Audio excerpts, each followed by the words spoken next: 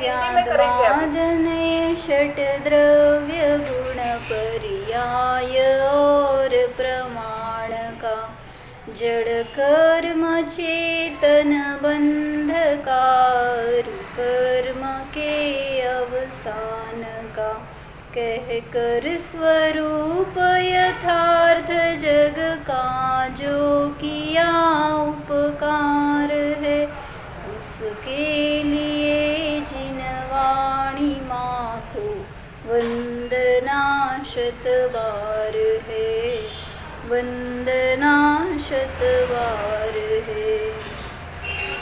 जगत 24 भगवान की जय। आपका हैंड रेस है, कुछ पूछना है क्या? नहीं, ये मुझसे गलती से हो गया है। ओके, मैं इसको हटा रहा हूँ, लेकिन ये पता नहीं कैसे हटेगा मुझे। रहने दो, नो प्रॉब्लम। ठीक है। कहाँ से ज्वाइन किया आपने? लेकिन मैं दिल्ली से बोल रहा हूँ। नहीं, आपने लिंक कैसे ज्वाइन करी? मेरा व्हाट्सएप नंबर पे है ये। किसी ग्रुप में है अटैच आप? हाँ। कौन से ग्रुप से? एक मिनट, मैं देख के बताता हूँ। अध्यात्म योगी। ओके। क्या स्वाध्याय है वहाँ पे आपका? हाँ जी। स्वाध्याय क्या चलता है वहाँ पे? स्वाध्याय तो अभी बस मंदिर जाना ही होता है। पीछे पंच कल्याणक में गए थे। नहीं, एक ग्रंथ का स्वाध्याय करना चाहिए पहले से, तो हमें तत्व क्या है ये समझ में आता है। मतलब अच्छा। सुशीलमती माता जी है यहाँ पे तो माता जी की ऐसी सीख रहती है कि स्वाध्याय से जीवन में शांति है। मतलब हमें सब कला तो संसार में सीखने को मिलते हैं, लेकिन ये भेद विज्ञान की कला जिसको सीखना है ये स्वाध्याय से मिलेगी। उसका मार्गदर्शन, उसकी कला, ये इम्पोर्टेंट है।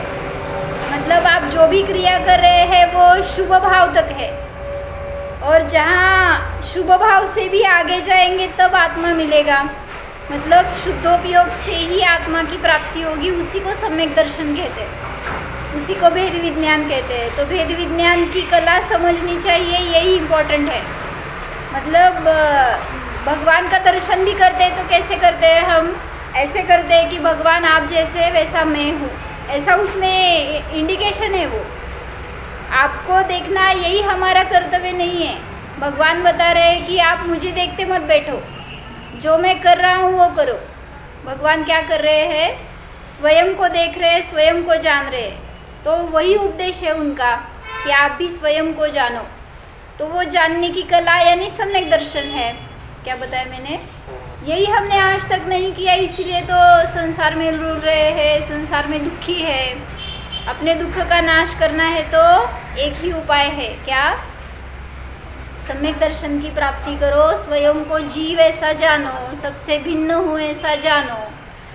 तभी यही सभी आगम का भी सार है। जिनवाणी का पूरा सार यही है कि आत्मा भिन्न है और परद्रव्य सब भिन्न है। इतना समझ में आया तो आपने सब किया। जैसे उदाहरण बताते हैं, शिवभूति मुनिराज थे तो उनका क्षय संबंध था। वो टैलेंटेड नहीं थे, लेकिन मुनि थे, संग में विरक्ति थी भावना।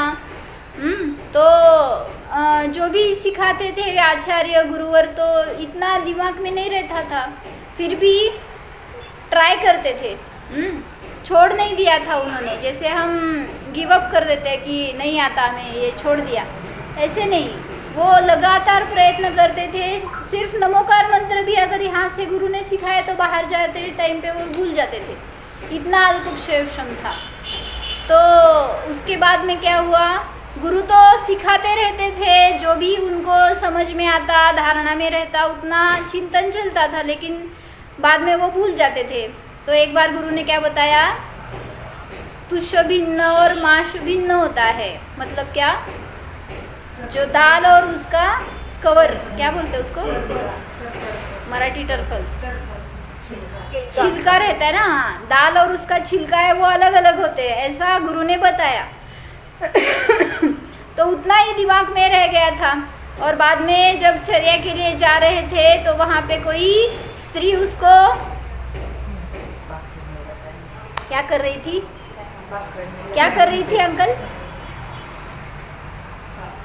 ये हाँ दाल में से छिलका अलग कर रही थी। अलग कर रही थी, सुपर लैंग्वेज। हाँ, तो दाल में से छिलका अलग कर रही थी, तो वो उतना सिर्फ देखने के बाद उनको क्या हुआ, रिमाइंड हो गया कि जैसे यहाँ पे बताया है मुनिराज ने, गुरुवर ने, कि जीव और देह भिन्न है, बस यही तो सार है। तो उससे आगे की स्टोरी बताई, उतने में से उन्होंने ग्रिप ले ली, उसी से सम्यक दर्शन की प्राप्ति हुई और वहाँ से उन्होंने तपस्या स्टार्ट की। तो कितना अल्पक्षेम था, उससे बाद में जो ग्रिप ली उन्होंने, तो उसके बाद वो गए जंगल और वहाँ पे तपश्चर्या करके वहाँ पे उनके ऊपर उपसर्ग हुआ भैया। म्हणजे शिवबुद्धी मुनींचं एवढंच माहिती आहे आपल्याला की ते अल्पक्षेमवाले होते, पण त्याच्यानंतर सांगितलं काय कि वहाँ से वो जंगल में गए और जंगल में तपस्या करने के लिए बैठे थे, तो अचेतन कृत उपसर्ग हुआ उनके ऊपर। क्या हुआ पता है ये? सुना है पहले या पढ़ा होगा? सुना तो है लेकिन काफी समय हो गया है। काफ़ी समय हो गया, ठीक है, और एक बार सुन लेना। तो जब वो बैठे थे ध्यान में किसी पेड़ के नीचे, तो वहाँ पे गवतला काय म्हणायचं, घास का ढेर लगा हुआ था, बहुत बड़ा ढेर था, काय म्हणायचं, ढीग, ढेरच म्हणते थी। तो घास का बहुत बड़ी राशि वहाँ पे थी उनके पास में, और कुछ तो जोरों की हवा चल रही थी, तो वो पूरी राशि उनके ऊपर गिर गई, शिवभूति मुनि के ऊपर, और उसमें अचेतन कुरुत उपसर्ग से उनको केवल ज्ञान हो गया, वो मोक्ष में चले गए। क्या हुआ, कैसे हो गया? अल्प ज्ञान से केवल ज्ञान कैसे प्रकट हो गया? मतलब हो सकता है हमें भी ऐसा लगता है कि जो भी बताया है शास्त्र में वो हमें नहीं समझ में आता, ये टफ है, ये नहीं हम जान सकते। समझ में आता है कि नहीं? हाँ बोलो, नहीं तो आप ही टारगेट है। कुछ टफ नहीं है जिनवाणी में, बहुत इजी सब बताया है, सिर्फ हमें वो परिचित नहीं है इसलिए टफ लगता है, और जैसे जैसे पढ़ते जाएंगे तभी तो इजी होगा। कठिन है करके उसको छोड़ दिया तो थोड़ी वो इजी होगा, इसलिए ट्राई करते रहना चाहिए, पढ़ते रहना चाहिए। जितना समझ में आ गया उतनी उपलब्धि, नहीं आया समझ में तो पूछ ले सकते हैं या उस पर चिंतन करके फिर उसको सॉल्व कर सकते हैं।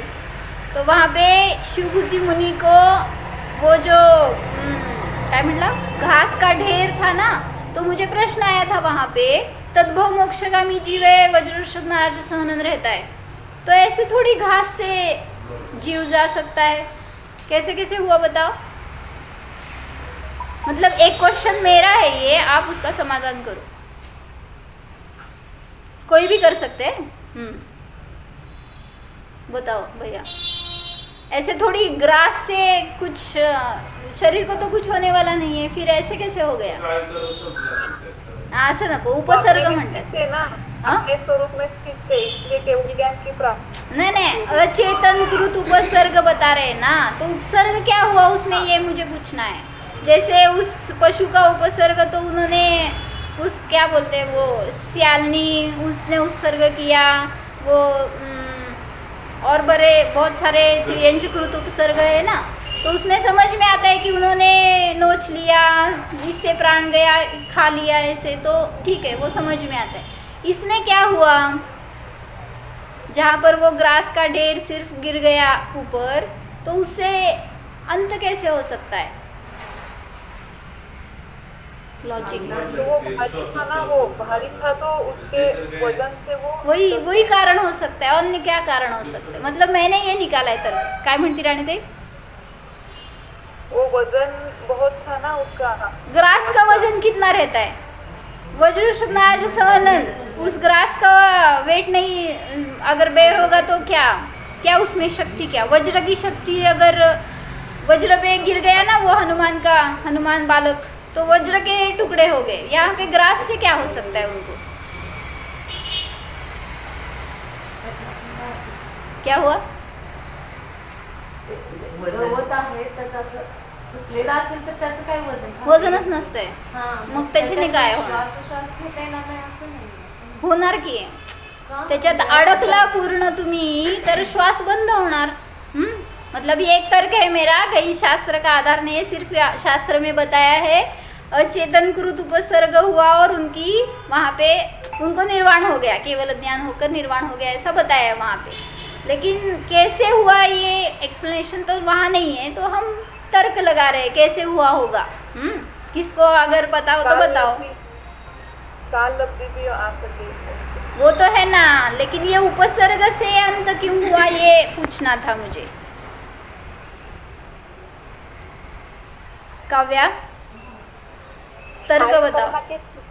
हाँ? आयु कर्म की स्थिति होगी तो आयु कर्म वो तो है ना, वो तो है ना, वो बाकी के अन्य कारण तो लगा रहे हैं हम, लेकिन ये उपसर्ग क्यों हुआ, ये उपसर्ग क्यों बताया उसको। अगर आपके ऊपर ग्रास गिर गया तो थोड़ी वो उपसर्ग है, उसमें थोड़ी आपका अंत होता है। हाँ ऐसे हुआ होगा, मतलब क्या हुआ, एक तर्क है ये कि जो वो ग्रास का ढेर था वो पूरा वैसे का वैसे उनको ऊपर गिर गया, और गिरने के बाद वैसे ही बैठे थे ना मुनि तो ध्यानस्थ, मतलब काय उपसर्ग ले लेते हैं जब उपसर्ग होता है, तो ये उपसर्ग दूर होने तक ध्यान वो नहीं छोड़ेंगे, या क्या बोलते हैं चारों प्रकार के आहार का त्याग, ऐसे कुछ ऐसे वो नियम ले सकते हैं। तो वहाँ पे वो जो ढेर था वो उनके ऊपर गिर गया तो वैसे ही रहा होगा, और उसके अंदर वो फंस गया ऐसा, तो श्वासोश्वास बंद हो जाए, मतलब ऑक्सीजन बंद हो गया होगा, तो उससे भी अंत हो सकता है। एक यही तर्क है, मतलब दूसरा कुछ तो कारण नहीं होगा। ऐसे ऊपर पत्थर गिर गए और उसमें अंत हो गए समझ में आता है, लेकिन इससे कैसे अंत हो सकता है। ठीक है, तो ऐसा थोड़ा सा क्यों बताया मैंने। ये मुनिराज का तो ये था जी, वो मंदिर में तपस्या कर रहे थे वहाँ पर, तो एक लड़की रोज वहाँ सफाई करती थी मंदिर में, तो उसे पता नहीं था ये मुनि महाराज हैं, वो तो रोज की तरह कूड़ा हटा रही थी, तो उन्होंने कहा कि हट तो यहाँ से, मुझे सफाई करनी है। नहीं, ये शिवभूति मुनि की नहीं है कथा, शिवभूति मुनि की ये कथा है। शिवभूति मुनिराज थे ना, उनकी ये कथा है मैंने जो अभी बताई। आप बता रहे वो अलग मुनिराज है, उनका नाम मुझे अभी याद नहीं है, उनकी भी वैसी कथा है। शिवभूति मुनि के साथ क्या हुआ था। वो ग्रास का ढेर लगा था बाजू में जहाँ पे वो बैठे थे, तो हवा चलने की वजह से वो पूरा ढेर उनके ऊपर गिर गया, और अचेतन कृत उपसर्ग से उनका अंत हो गया, निर्वाण हो गया, ऐसा बताया जाता है। मतलब केवल ज्ञान होकर फिर उनका देहावसान हो गया। मतलब ये आप जो बताए वो भी है स्टोरी, लेकिन वो अलग मुनिराज है, मुझे उनका नाम अभी याद नहीं है। ये आराधना कथा कोश में आई है ये कथा, मतलब सिर्फ उन्होंने इतना ही। मुनि तो वो थे जिन्होंने दाल अलग और छिलका अलग वाली, उससे सम्यक दर्शन प्राप्त हुआ था। शिवभूति मुनि तो वो थे जी। वही तो अभी हमने वही स्टोरी बताई, आप लेट ज्वाइन किए हो। नहीं, मैं सुन रही थी, वो सुन रहे थे ना, तो मैं यही बराबर में ही खड़ी हूँ। हाँ, वही अभी पहले वही बताया हमने, क्योंकि उनका क्षेम अल्प था, तो उससे उन्होंने ग्रिप ले ली ना, जो उतना सिर्फ क्या बोलते हैं, एक चिंगारी होती है सिर्फ, हाँ उतना ही सिर्फ उनके ख्याल में रहे, उनके दिमाग में रह गया था उतना ही कि तुष भिन्न और माश भिन्न होता है। तो जहाँ पे साक्षात्कार हुआ बाहर वो दिखा दाल और छिलका अलग है, उससे उनको वेद विज्ञान की धारा शुरू हो गई। मतलब ऐसे हमारे भी जीवन में ऐसे बहुत सारे प्रसंग रहते, लेकिन हम उससे बोध नहीं लेते। आप तुष्माश भिन्न करते नहीं क्या? हाँ, फिर आपको क्यों नहीं हुआ आज तक सम्यक दर्शन? भैया माहीत नाही का तुम्हाला, डाळ वेगळा आणि फोलपट वेगळा असतं, मग का सगळं खातो आपण कैसे सब तो पता चलता है, लेकिन क्या बोलते हैं वो हर एक के वैराग्य के कारण अलग अलग होते हैं। ऐसे क्यों हुआ? अगर वैराग्य उससे उत्पन्न होना होगा तो सबको होना चाहिए, ऐसा तो नहीं है। तो इसलिए बता रहे हैं कि हमारी उस समय की योग्यता वैसी रहती है, हमारा वैसा पुरुषार्थ होता है उसमें, उस पर्याय में, और वो हो जाता है कार्य वहाँ पे। मतलब किसी को आईने में देखते ही वैराग्य हो जाता है। आप कितनी बार आईने में देखते हो ना? तो नहीं देखते ना? हाँ बोलते बेचारे बच्चे सच्चे रहते हैं। हाँ बघून आला नाही त्याला खाली। तो आपको वैराग्य क्यों नहीं हुआ? जिसने देखा उसको क्यों हुआ बताओ? आईने में देखने पर वैराग्य क्यों होता है रानी ताई? सच्चा स्वरूप दिखता है, सच्चा स्वरूप दिखता है। सच्चा क्या अच्छा? अच्छा स्वरूप दिखता है। सच्चा सच्चा हाँ? आईने में देखने पर उनको ऐसे लगा वो जो बाल सफेद हो गया, तो वो उस बाल के सफेद होने पर उनको वैराग्य हो गया। किसी ने ऐसे स्किन पे झुर्रियाँ आ गई ना, तो वो देखकर वृद्धत्व आ गया, ये समझकर वैराग्य हो गया। किसी को क्या बोलते हैं, बिजली चमकी तो देखकर वैराग्य हो गया। हमने देखी नहीं क्या? कितनी बार देखी है। क्या बोलते हैं, मेघ बिखुर गए तो उससे वैराग्य हो गया, वृक्ष है वो गिर गया तो उससे वैराग्य। कितने कितने कारण हैं, हमें क्यों नहीं होता वैराग्य? वैसे किसी की मौत हो गई तो उससे देखकर, जैसे वो किसी किनकी आती है स्टोरी, जिनसे नाचारे की उनका जन्म हो गया तो उनके साइड में रह रहे थे ना कोई, कितने 1-2 साल के होंगे जिनसेन स्वामी, तो उनके साइड में कोई रहता था। तो वहाँ पे एक दिन ऐसे हुआ कि कोई गा रहा है, म्यूज़िक चल रहा है, तो उसको कुछ भी पता नहीं था ये कैसे स्वर है, तो ये म्यूज़िक क्यों लग रहा है, ये आवाज़ क्यों, गा रहे क्यों ऐसे। उसने पूछा माता को तो माता ने क्या बताया, उनके घर में बालक का जन्म हुआ है तो वो लोग खुशी मना रहे हैं। तो उसको जन्म क्या ये भी नहीं पता था, खुशी क्या रहती है ये भी नहीं पता। वर्ड्स है कि ना ऐसे सिर्फ। फिर उसने हर एक पॉइंट पर उसने क्वेश्चन पूछे माता से और माता बताती गई तो उसको इतना पता चला कि ये जन्म रहता है, उसमें खुशी रहती है और लोग ऐसे गाना गाते, म्यूज़िक लगाते, आनंद मनाते हैं, ऐसा उसको समझ में आ गया। सिर्फ 8 दिन बीते हो गए, फिर से उनके घर से रोने की आवाज़ आने लगी और फिर सबके शोक और ऐसे वो स्वर सुनाई देने के बाद उस बच्चे ने फिर से माँ से पूछा, ये कैसे ध्वनि है, ये कैसा स्वर है? तो माता ने बताया, जो बच्चा पैदा हुआ था ना वो आज मर गया है, तो इसलिए वो सब लोग शोक कर रहे हैं। तो अभी बालक को ये भी पता नहीं था मृत्यु क्या होता है। उसने पूछ लिया, क्या है ये मृत्यु क्या होता है? तब जब बताया ना माता ने, जिसका भी जन्म हुआ है उसका मृत्यु होने वाला है, बस इतना समझ में आने पर उनको वैराग्य हो गया।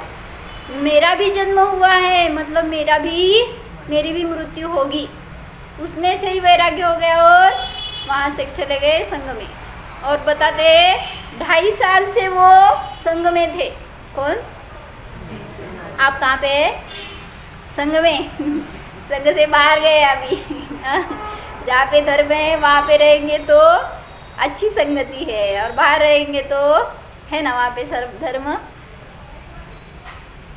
नहीं है। फिर कहाँ पे रहते हैं हम? जहाँ पे है वहाँ रहना चाहिए, तो संस्कार होते हैं, तो वैराग्य होता है, तो हमें ज्ञान मिलता है, अपना स्वयं का अनुभव होता है।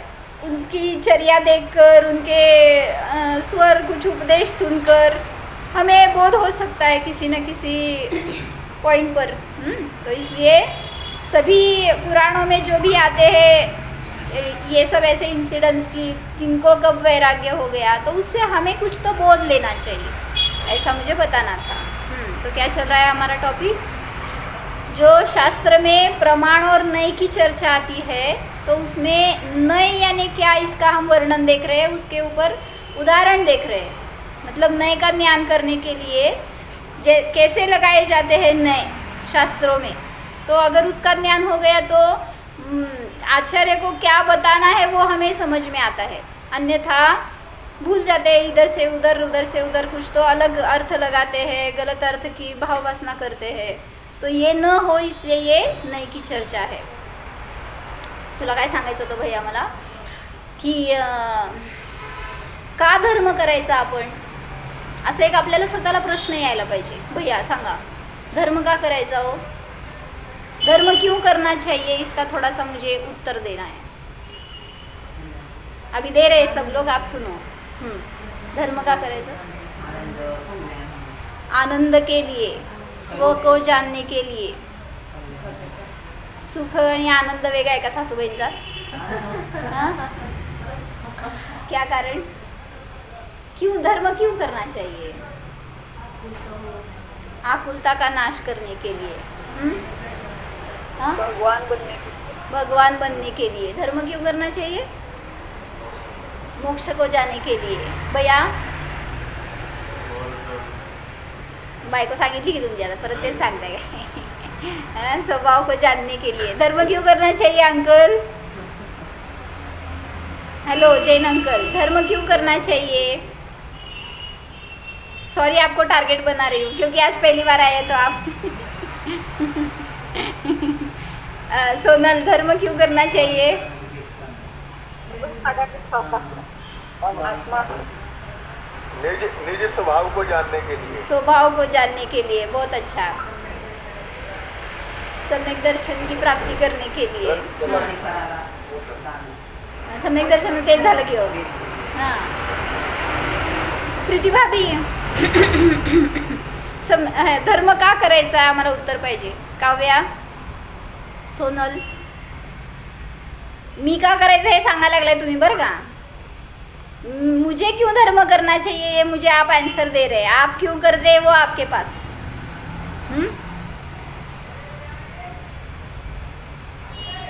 कोण आहे का धर्म वाइस? करना समझना कह रहे हैं या धर्म की क्रिया बोल रहे हैं? धर्म किसको बोलते हैं? जानना यही धर्म है. बाहर का सब वो तो शारीरिक क्रिया, उसको धर्म नहीं बोलते. धर्म यानी जैसा स्वभाव है वैसी परिणति, उसको धर्म कहते हैं. तो धर्म क्यों करना चाहिए? वस्तु स्वरूप का यथार्थ ज्ञान करके हमें अपनी पहचान करनी है. हमारा स्वरूप क्या है ये समझना है. हमें क्या गुण है, क्या शक्ति है, क्या हमारा धर्म है, ये समझ में आता है जब हम इसके सानिध्य में आते हैं. तो एक बार एक गुरु और शिष्य से जा रहे थे और वहाँ पहाड़ से जा रहे थे कहीं पे वो. तो वहाँ पे उस शिष्य ने क्या पूछा गुरु से कि ये पहाड़ तो बहुत शक्तिशाली होगा, इतना बड़ा है. तो उसमें बहुत शक्ति होगी ऐसा गुरु से पूछा उसने. तो गुरु बोले कि नहीं, इस पहाड़ में इतनी शक्ति नहीं रहती. फिर उसने पूछा इससे शक्तिशाली कौन है? पहाड़ तो ऑब्वियसली शक्तिशाली होगा, उससे ज़्यादा शक्तिशाली कौन है बताओ? मैं. थांब, एकदम लास्टला चाललीस तू. थांबा हो. हां स्टेप वाईज. कोण आहे रे पहाडापेक्षा शक्तिशाली कोण? उंदीर. नहीं थांबा जरा, उंदराकडे नहीं गेलो आम्ही. हथौड़ा रहता है ना, तो हथौड़ा उस पहाड़ को तोड़ सकता है. इसलिए शक्ति ज़्यादा किसमें? आपको लगता है पत्थर में ज़्यादा शक्ति है, लेकिन पत्थर को तोड़ने की भी कला है ना, मतलब वो टूट सकता है, उसमें शक्ति ज़्यादा नहीं है. तो पत्थर से ज़्यादा शक्तिशाली कौन? हथौड़ा. हाँ, तो शिष्य ने फिर से पूछा हथौड़ा शक्तिशाली हो गया मतलब? हाँ के ना? नहीं. फिर गुरु ने बोला नहीं, फिर कौन उससे शक्तिशाली बताओ? हथौड़े को कौन तोड़ सकता है? अग्नि. तो अगर उस हथौड़े को, हथौड़ा यानी क्या है? लोह है ना, क्या म्हणायचं? आयन. हाँ, उसको अगर आपने फायर में डाल दिया, अग्नि में डाल दिया तो वो गल जाता है.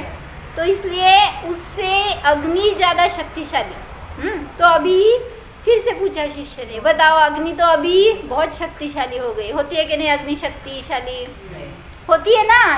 इतनी बड़ी अमेज़न को आग लग गई. हाँ रुक जरा.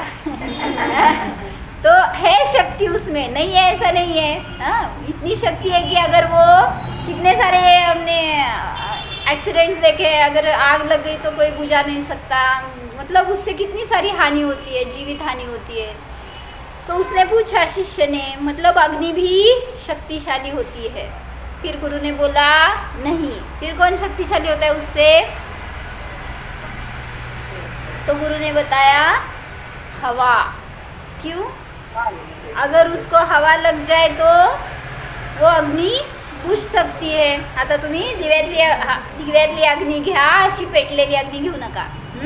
मतलब वो अगर हां छोटे से दिवा काय म्हणायचं, दिवाच म्हणतात की दिया. हाँ, तो उस दिए की जो ज्योत है तो वो क्या होता है, हवा लगने पर बुझ जाती है. इसलिए अभी कौन शक्तिशाली हो गया, हवा.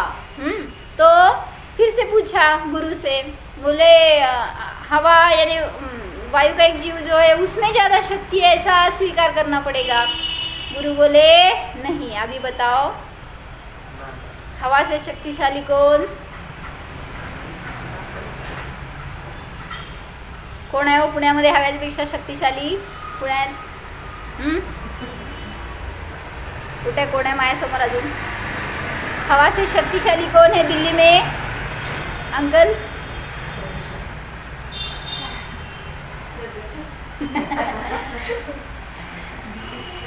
तो हवा जब चलती है तो अगर उसके बीच में कोई आ गया, यानी कौन आ गया, पर्वत आ गया, तो पर्वत से वो हवा टकरा जाती है. क्या बोलते हैं उसको,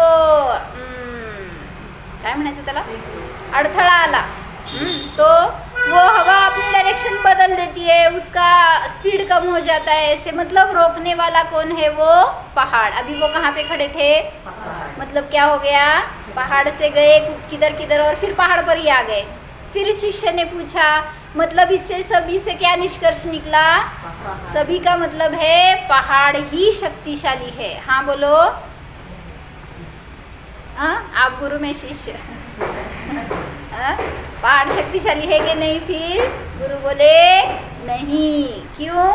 क्योंकि जो पहाड़ को भी अपने अधीन करता है ऐसा कौन है, तो ज्ञान है. मतलब उस पहाड़ को वैसे ही रहना है कि उससे कुछ बनना है, उसको हटाना है, ये सब कर सकता है, ये शक्ति मनुष्य में है. तो इसलिए बताया उसने कि मनुष्य यानी मनुष्य का ज्ञान, अभी मनुष्य मतलब जिसमें ज्ञान है ऐसा वो उसको भी अपने अधीन कर सकता है. इसलिए ज्ञान की महिमा है. उस ज्ञान की महिमा समझने के लिए धर्म समझना है. धर्म क्या, हम शरण क्यों आते हैं, क्यों आना है. हमें अपना स्वरूप नहीं समझ में आता. बाहर किस स्कूल में पढ़ाते हैं बताओ, आप जीव हो, आपको जानने का देखने का गुण है आप में. कौन सी स्कूल में पढ़ाते हैं? ऐसी स्कूल में पढ़ना नहीं चाहिए. फिर क्या करना चाहिए, बुलाओ अनेरी को. जिस स्कूल में वेद विज्ञान की कला नहीं है उसमें हमें जाना नहीं है. जहाँ पे सिखाते हैं वहाँ हम जाते नहीं हैं, और जहाँ जाते हैं वहाँ सिखाते नहीं हैं. फिर धर्म की प्राप्ति कैसे होगी? इसलिए बता रहे हैं कि जहाँ पर भी हो हमें ये कला समझ में आई है तो प्रयोग करो.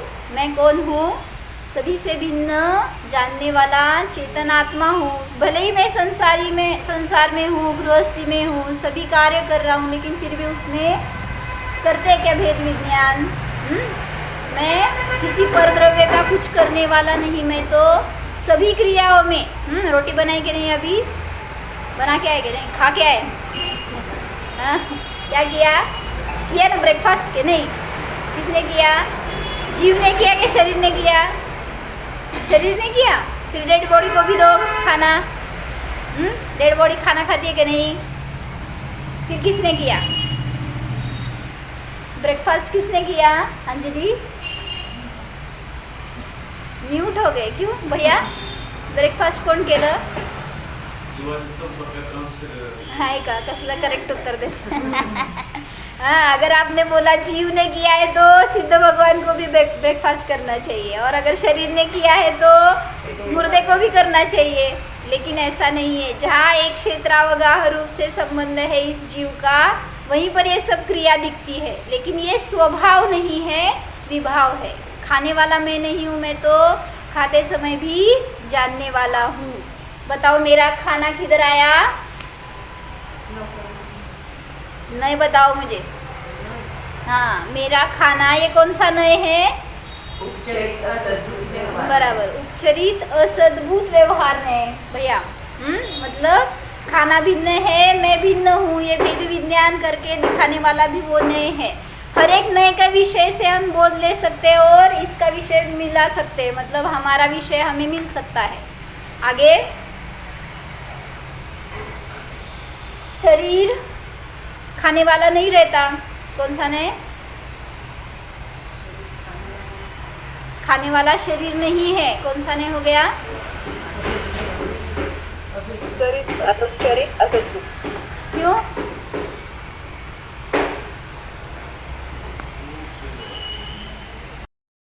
मतलब ज्ञान होगा तो भी हमारा ही कारण है, ज्ञान नहीं होगा तो भी उसमें हमारा ही कारण है।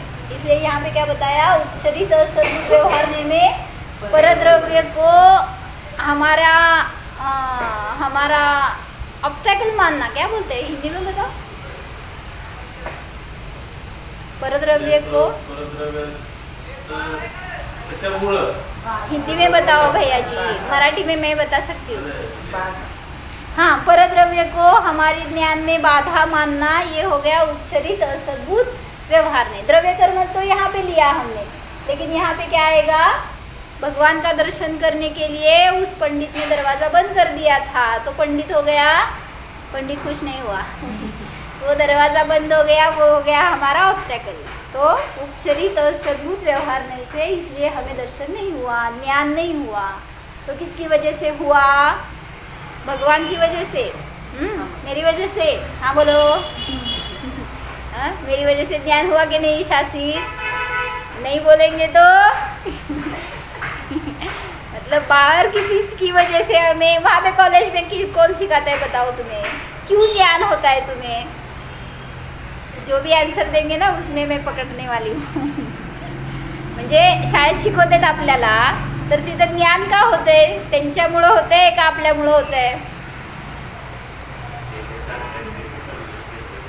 होय बप्पा जैसा तैसा बच्चा म्हणजे त्यांच्यामुळं ज्ञान झालं म्हटलं तर चुकलं. ते जर ते 10 जणांना शिकवणार आहे, 10 जणातले 1 जण नापास होते, 1 जण पास होते, त्यांच्यामुळं झालं तर सगळ्यांना व्हायला पाहिजे, होत नाही. आणि माझ्यामुळं होतं म्हटलं तर त्यांच्याजवळ कशाला राहायचं? हां, इथं राहायचं माझ्याजवळ मतलब निमित्त रूप से वो है, लेकिन मेरा पुरुषार्थ, मेरी परिणति मेरे अधीन है. हां, म्हणून काय सांगायचं होतं की ज्ञान दर्शन हे उपयोगाचे भेद आहेत. मग माझा ज्ञानोपयोग कुठला नाही झाला होता?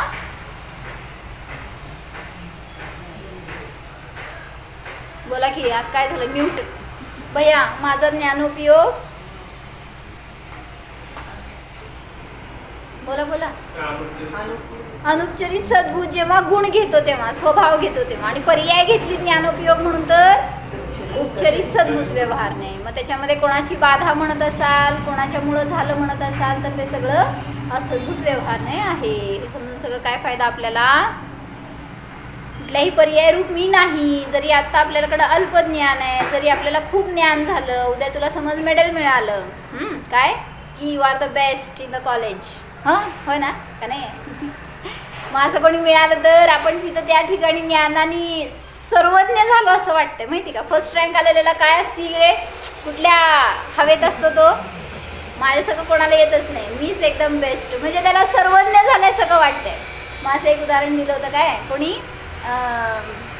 एका पंडितांनी की म्हणले नवीन गाडी आणली एकदा एकाने, काय, आणि गाडीचं ड्रायव्हिंग करायला भैया बसले होते आणि सगळ्यांना घेऊन चाललेत. फिलिंग काय सांगावं तुमची? काय फील केलं असतील की त्या दिवशी आणलेल्या दिवशी गाडी? कसं जगात सगळ्यात भारी गाडी मीच चालवतोय आणि भारी मीच चालवणारा, म्हणजे काय झालं रे? तसली गाडी दुसऱ्याकडे पण असती, त्याच्यापेक्षा भारी असती, पण आपल्याला आनंद कसला? का आला आनंद तसा? माझी गाडी कुठं गेली हो? सोडा बघू, माझी गाडी नाही. म्हणजे गाडी माझी म्हणलं तर परद्रव्याला माझं केलं. नंतर इथं काय अनुपचरित सद्भुतमध्ये तुमचं ते तसं अंतराय कर्माचा क्षयक्षम होता म्हणून तुम्हाला ती मिळाली आहे. म्हणजे त्या कर्मांचं निमित्त तुम्हाला लाभ होण्यासाठी लाभांतराय कर्माचं क्षयक्षम म्हणायचं, म्हणून तुम्हाला तशी प्राप्ती झाली. परत आपल्याला ते करत असताना चालवत असताना एक आनंद झालाय. तो आनंदाचा अनुभव इंद्रियजनित आनंद आहे म्हणून तो कुठं आला उपचरित सद्भूत व्यवहार नाही. आणि त्याच्यामध्ये माझा आनंद गुण त्यापासून भिन्न आहे. त्याचं माझ्यात आनंद गुण आहे त्या गाडीत नाही असं चालवताना वाटतं का? आठवतं का काय भैया? म्हणजे तिथं माझा गुण भिन्न आहे हे जाणा तर कुठं आला हो अनुपचरित सद्भूत व्यवहार नाही. तर निश्चयाने सांगा हा काय काय? मी गाडी चालवणारा नाही, मिस्टर चालवणारे आहेत. मी तर आनंद गुणवाला आहे असं जाणा. चला जाणा हा मी आनंद गुणवाला जीव आहे. माझा परद्रव्याशी काहीही संबंध नाहीच. हा मी तर ज्ञाताद्रष्टा चेतनमय जीव आहे. अचेतन पदार्थ माझ्यापासून सर्वथा भिन्नच आहेत. त्याला मी जाणणाराच आहे. मी आहेच. ओ मिसर